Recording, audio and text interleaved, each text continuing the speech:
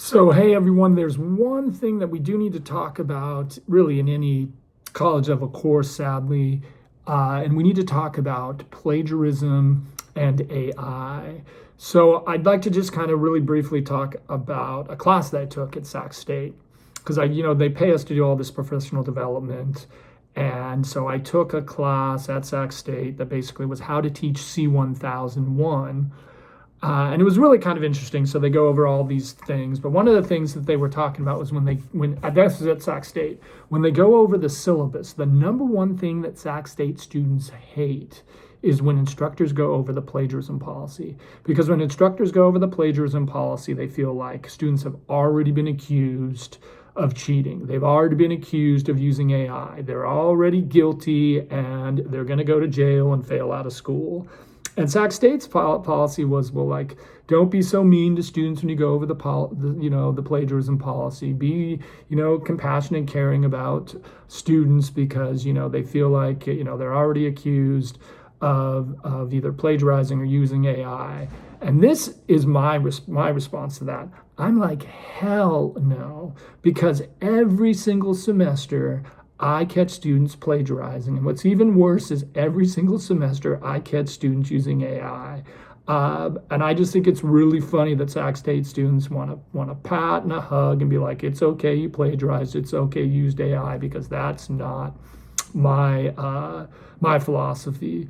Just because every term I catch students that are plagiarizing or using AI, both in my ground class and my online class.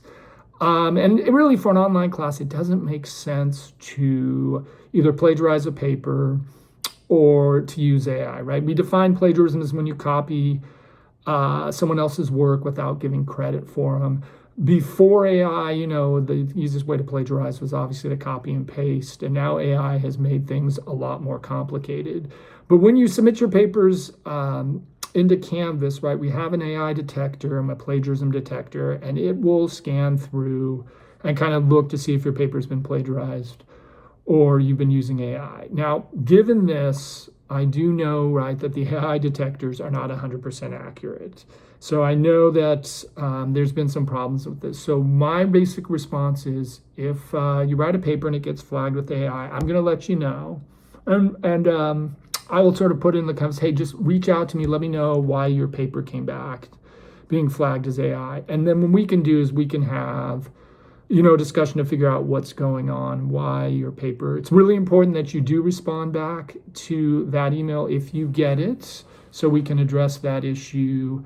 And then the other thing is that, if students are worried about that their paper might be plagiarized, right, you want to make sure when you upload your paper, upload it using Word or Google Docs instead of a PDF, because if it's uploaded in Word or Google Docs, there's a way to they've worked with ways that can confirm that that it's your own work.